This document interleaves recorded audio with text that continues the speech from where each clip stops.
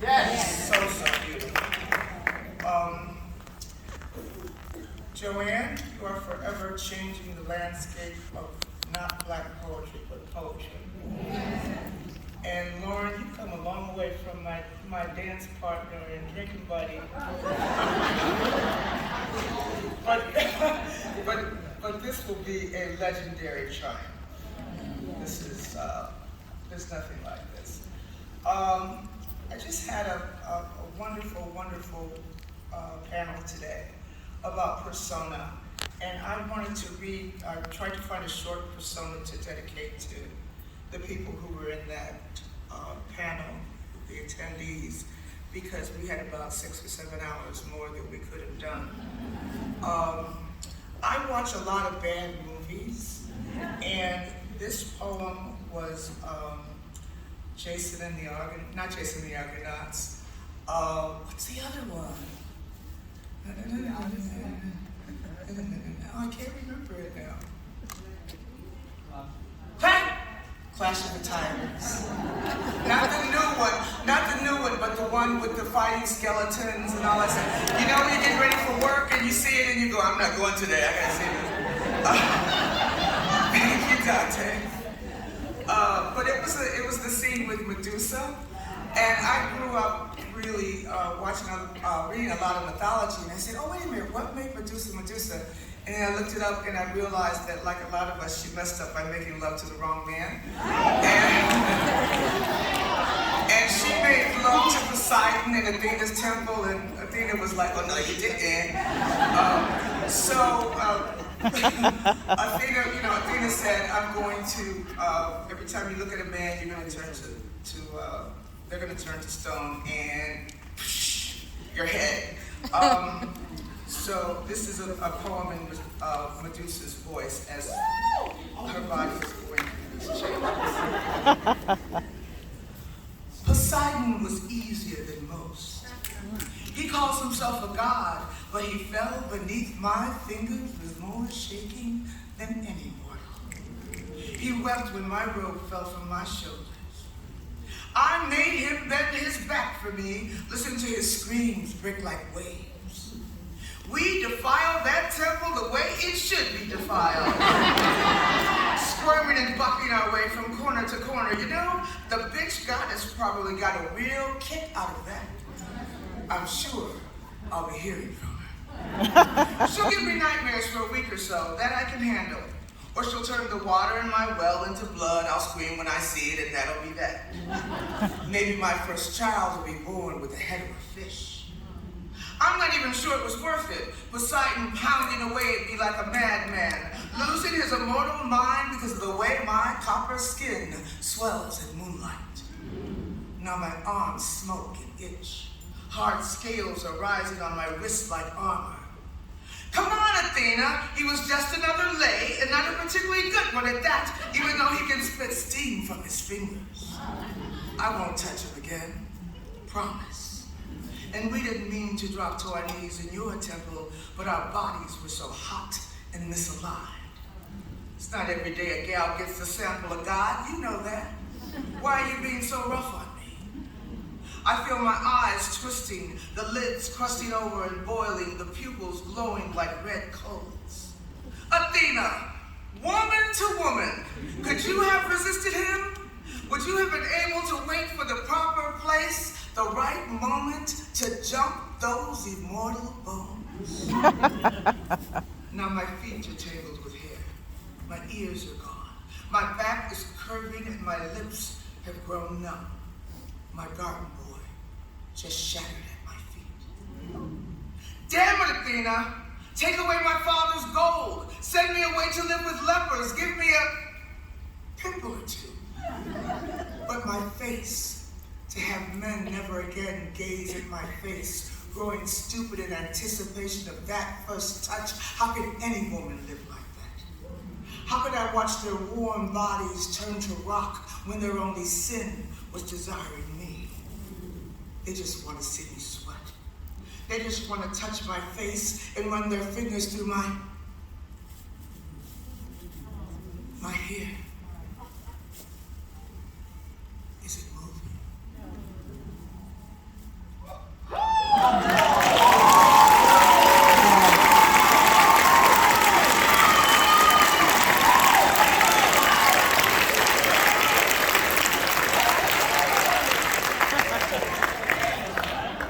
Thank you very much. Also, one of the other things that came up in workshop, I did say that there wasn't a poem that I wouldn't at least attempt to write now. And shame is powerful. You've all been in those conversations where people are talking about not only what they're doing, but what their families are doing, and sometimes those are lies, but you don't know. So when your son was touring Europe with his jazz band, my son was in jail. And instead of saying that or saying some version of that, I would just back away from the conversation. So this poem is called But the Phone Rings Sometimes. 1. I have to decide to answer the phone. When I click to pick up, this is the way it goes. There's that blip of echoed air, and I say, hello, hello, before his new mama, disembodied white female, middle American, all-purpose monotone, informs me that I have a collect call from an inmate of the Middlesex House of Corrections. And in the silence left open for his name, my son barks, Damon! Gravel and guttural and studied badass, and oh, I realize, blind walking into what now passes for ritual, it's just my son again, his cage gracelessly unlatched so that he can mumble, temporarily reach into another air, and tell me that his cellmate plans to kill him in his sleep. Then I'm just another drooped mama in a ceaseless snaking line, summoning my cinematic coup. Lately, it seems the child is always, always about to be murdered. Only seconds later, I'm being treated to a blow-by-blow chronicle of the shaving of his head and the sloppy gouge with the distracted barber's razor cut deep. And mama, there was blood everywhere. But it look all right now. Wait till you see I'm bald-headed. In the next breath, I'm scared, mama. I'm sick. I cough all night. Then, as if he hadn't just whispered that weakness, he swifts to a sputter of jailhouse legalese, bringing me up to date on his creaky version of hope. Since I've never been in jail before, and since I've been staying out of trouble in here, and since I've been doing everything they say, and since it wasn't my gun, but does it matter what grace the system grants? If he's eating well or wrong, if the sentence runs together or top on one another, if he's crazy about his mama? Because when dark drops and my son can no longer fight sleep, a man savagely focused will arc over him, hefting a sock swollen with dead D batteries. Again, because of the dozens of times he swears it's about to happen, I've become an expert at visioning my son's already nicked skull collapsing and slick with itself.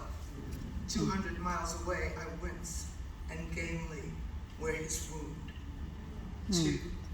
There's a picture of Damon, snapped over 20 years ago when he was 2. It's black and white, just one uncounted moment in the life of a kid, a snap only a mother craving an unburdened memory could love. His gray sweatsuit is caked with grime, his crown impossibly kinked. Staring at the photo, I long to plunge my hands into those raucous naps, kiss his nose and scoop his resisting wriggle into my arms to snort that rusty meld of sugar and funk. A voice interrupts, Ma! Ma! It is 28 years later again. I should never have picked up the phone. 3. I can get in my car and drive toward him, filling 3 highway hours with Motown's begging men, brown liquor Aretha songs, and those damned insistent pictures of my boy the way he used to be. Deadpan jokester, giggling gum cracker, stupefied by rockets and girls. Then without mercy, he sprouts upward, dons cavernous denims, stows away screw-top wine and morphs into OG, cocked cannon, baby maker, rhyme buster, lemming. That last picture, the one of him I hate the most, stays with me the longest. There's the grasping whiner who really needs canteen money but never thanks me for raising his 4-year-old daughter. He's the single-syllable grunt, head scarred, grossly swollen from prison workouts, who I avoid mentioning to friends whose sons are waving grad school acceptance letters or touring France with their jazz bands. The most I will let on, he's in Boston on his own. I don't say he's locked up, but the phone rings sometime. For the waiting rooms are always too hot. I don't lift my eyes often, but when I do, I see faces that mirror my own. Our whole bodies sigh and sigh. We are in sweatshirts and jeans, graying hair pulled back, eyes straight ahead, waiting for our sons on the fresh air side of bulletproof glass. A buzzer sounds and a door slides open for this strange parade. They shuffle as if shackled by boredom, plump and sinew swathed in jumpsuits the color of storm. They are missing molars, sudden bellies, downcast gaze, gang love scorched in the biceps, numbed and innocent, numbed and guilty. They stream in, scanning the drab room for mama or bae or Madir or maybe somebody, anybody from the block, somebody who remembers them free. Like toddlers, they hug awkwardly, check out who else has come to see who else, slyly size up their tribe, and greedily eye the vending machines, broken and bulging with poisons. I scour faces, wonder if my son's homicidal cellmate has allowed him dawn. And then there he is, Damon, damn him, serves up that grin, guaranteed to slap my heart open. He sputters a few words, see how big my arms are getting, then shuts to a silence, waiting for mama to come through, mutter a flimsy bandage, make it all better. Looking down the long, sorrowful row, I see that expected hush, repeated and repeated. All those mothers wanting desperately to be there, but wishing they hadn't come. If only we'd stayed home, listening to the phone ring and not picking up. We could just keep staring out of our own jails into an unbending dark, wallowing in blue, waiting for our sons to rise.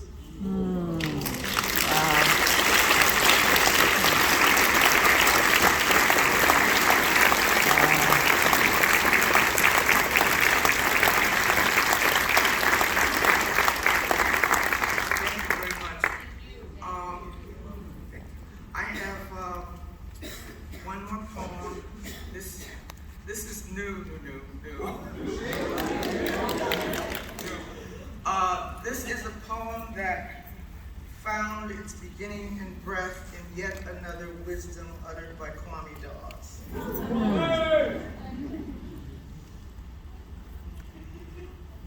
And it's for everyone here, the army of everyone here. I cannot claim success unless I am a member of this army. This tenacious regiment, riotous and knuckled, its chaos burst in lyric, its skin a million jubilant revisions of ash and shade. We are uniformed in bellowing purple, nutmeg, unraveled silk. We are aunties with sick fluid, swole ankles, and shadow boxes crammed with much syllabled church fans. The doors of the apostolic faith church body of Jesus Christ of the newborn assembly yawn open for us, but the swastika doors of the Bethlehem fire baptized Holiness Church of God of the Americas do not.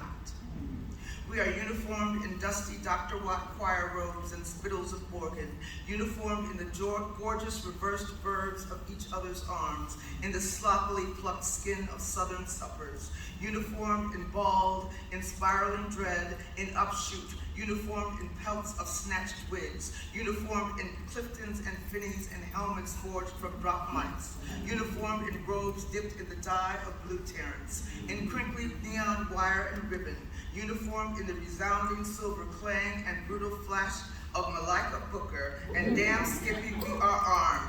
We are spewing slant, we are ready for a particular kind of war. Success is not success unless I am a member of this army, this legion that insists that it is every other reason for red. This army astonished by the wide aloud exhortation that if we learn nothing else, we must learn to kill. We are flattered but wholly unimpressed by the ceaseless gifting of motive and ammunition, the unassuming wails that sprout trigger and shrapnel, the wide aloud insistence that if we learn nothing else, we must learn to be killed, to lie back languid Google eye while our stanzas are critiqued to dust. while the glaring white ring of workshop urges that the name Jamal be explained, that the chalk outline, excuse me, where is the poem's chalk outline, be moved to the first line. No, the title and the poem or the bop or the shovel or the jazz or whatever you people call your life stories nowadays concludes with the thrilling and inevitable gold tooth unleashed snot, quaint double negative and wail of a husbandless mother. I cannot claim success unless I am a member of this army, this repeated and repeated answer to the violence laid upon us, this army that is spine and backhand slap and the pained ghost grimace from a daguerreotype of all our fathers hung just crooked enough and nailed face down in this country's museum. We are the most hilarious cohort, an army utterly suspicious of history, our hefted flag sewn raucously of archive. Success is not success until we have mastered the march, the dripping hip of the drill, the dark scarlet delta dirt of a drum line. To dance with us, your religion must be oil.